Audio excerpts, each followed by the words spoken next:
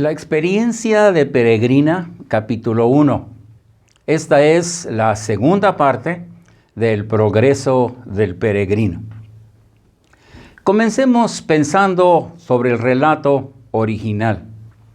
Después de algunos años, Juan Bunyan decidió escribir una segunda parte a esa narración que hizo del viaje de peregrino de la ciudad de destrucción hacia la ciudad celestial. Lo hizo porque fue un éxito entre todos los que lo leían y fue un libro muy leído entre la cristiandad de ese entonces. Comenzó el relato original como una plática de él con uno que se encontró en su camino, un personaje ficticio que llamó Sagacidad. Comenzaron a hablar y llegaron al punto donde preguntaban sobre la salida de Sin Gracia de la ciudad de destrucción. Toda la ciudad supo de su salida. Bueno, ¿y qué sucedió después? Algunos, oyendo de su llegada a la ciudad celestial, quedaron intrigados. Bueno, y después, tristemente, obstinación inflexible, se encargaron de terminar con todos los deseos de algunos que quisieron seguirle. Entonces, ¿nadie le siguió? Solo uno o dos decidieron hacerlo. De otros, pues sí, se sabe que salieron de la ciudad de destrucción, pero no sabemos nada de su llegada a su meta. Bueno, ¿y qué pasó con la esposa de Peregrino y con sus hijos? Esa historia sí es muy diferente. Cuando la esposa se dio cuenta de que su marido había llegado a la ciudad celestial, se le partió el corazón. Se preguntaba, ¿por qué no lo acompañé? ¿Por qué fui tan dura en su trato con él, burlándome y haciéndole todo tipo de travesuras? ¿Por qué me burlé del amor que me estaba mostrando? Pero entre todo, algo hizo bien. Se acordó que su marido cambió por leer un libro en especial y ella se puso a leer la Biblia. Sus hijos trataron de consolarla. La vieron triste y la vieron muy decaída. La rodearon y buscaron darle el consuelo que se necesitaba. Le decían, ya no es tarde, mamá, no es tarde. Nosotros recordamos un poco de lo que nos platicaba papá. Vamos, podemos encontrar el camino.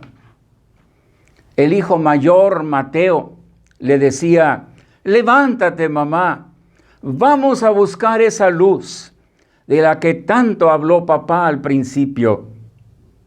Pero no pudo decidirse. Pasaron así algunos días. Tuvo 3 sueños. En el primero, vio un gran rollo que estaba escrito todas sus acciones, todo lo que había hecho.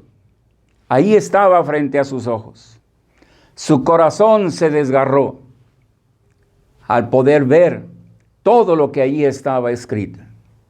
Sus labios comenzaron a abrirse y a clamar, Señor, sé propicio de esta pecadora.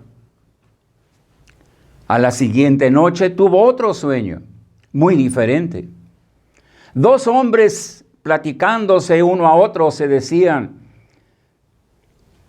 ¿qué haremos con esta mujer? Si le permitimos seguir a su marido, la vamos a perder. Si sigue clamando a Dios por misericordia, Dios la oirá y hará algo por ella. ¿Cómo podremos distraerla para que se olvide de esto. Pero el tercero, ese fue grandioso, fue totalmente diferente. Alguien tocó a su puerta y ella estaba reclinada haciendo oración. Y entonces dijo: si vienes en nombre de Dios, adelante. Amén, contestó el visitante y entró. Le dijo esto: en las alturas hemos oído que deseas dirigirte a la ciudad celestial. He aquí una carta del rey. Se la entregó y desapareció de ella. Al mirar la invitación, vio que estaba escrita con letras de oro y salía un olor fragante al abrir esa carta y comenzar a leerla. El rey la había invitado, no aguantó más. Despertó a sus hijos y los llamó. Tenía que contarles 3 cosas. La primera, había confesado con corazón contrito y humillado que era una pecadora y necesitaba de Dios. 2, se había arrepentido y había clamado a Dios pidiendo misericordia. Y la tercera, el rey la había invitado. Al oír esto, todos los 4 hijos que tenía clamaron en coro: vamos contigo. Y todos se pusieron de acuerdo. Querían salir hacia esa ciudad celestial. Y allí los dejamos, preparándose para partir.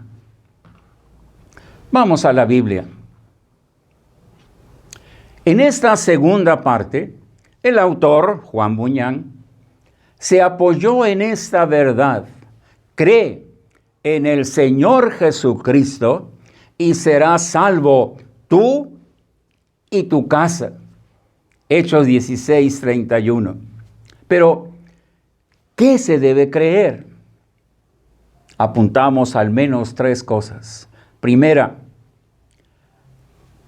Dios en Jesucristo es poderoso para salvarlo a él personalmente.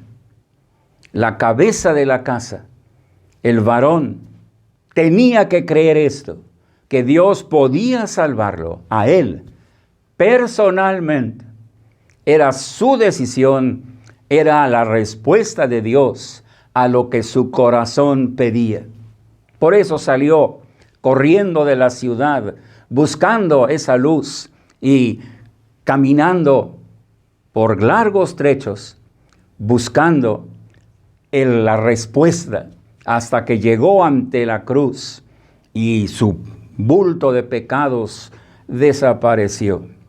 2, el Señor Jesucristo es poderoso para guardarlo sin caída y hacer su vida un ejemplo claro y contundente para que su casa un día lo siguiera.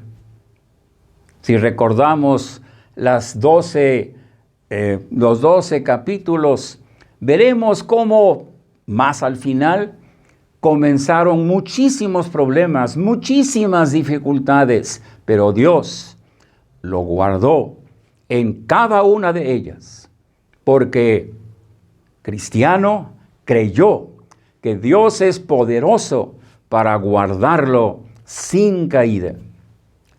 Tercer punto,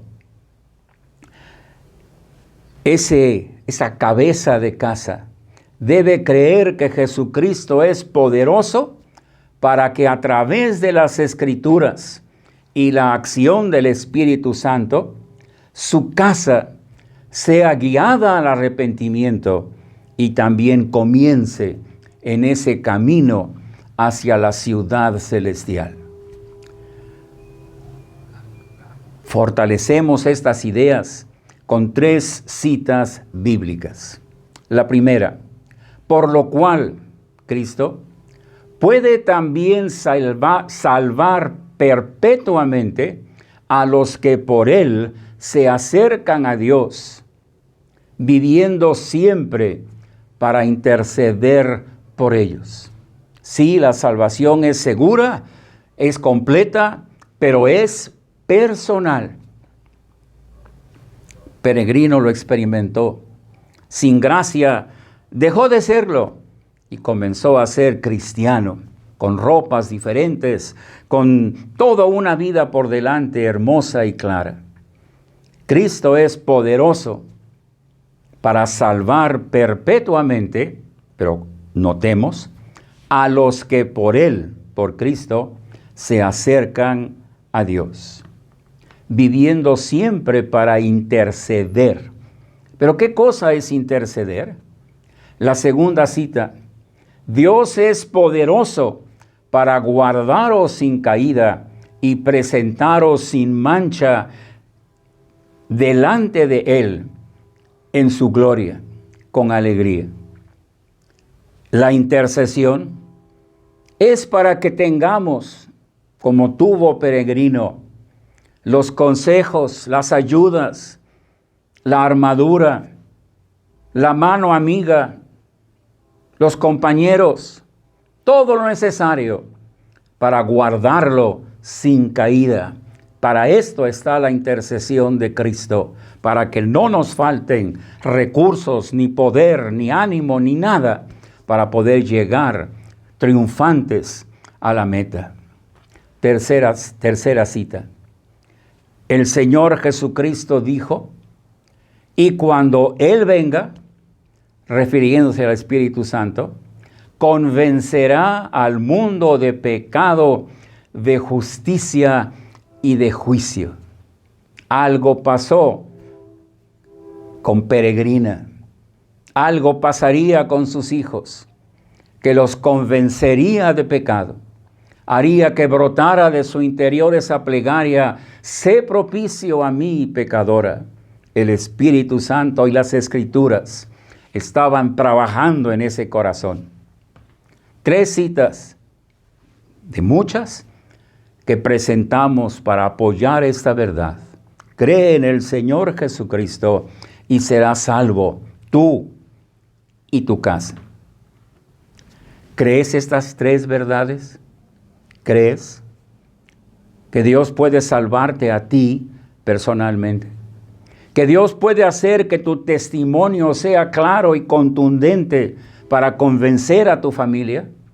¿Crees que Dios puede hablarle a los de tu familia y convencerlos de pecado, llevarlos al arrepentimiento y que inicien ese hermoso camino al cielo? ¿Crees estas verdades?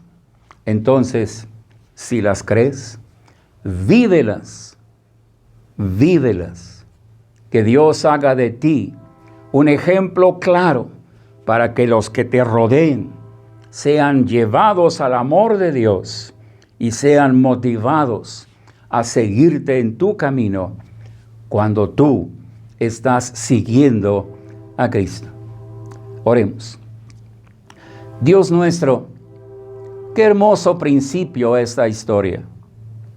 Comenzamos viendo cómo actúas tú a través de tu palabra, a través del Espíritu Santo, para convencer a aquellos que están dudando, aquellos que están claudicando entre 2 opiniones, para que tomen esa decisión segura, firme e irrevocable, de seguir, de buscar esa luz, de andar en las pisadas del Señor Jesucristo y llegar victoriosos a las moradas eternas.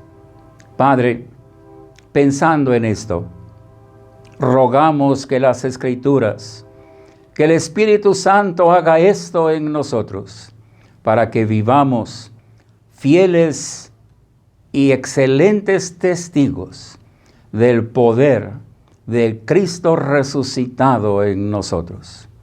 Esto lo pedimos, Padre, en el nombre del Señor Jesús.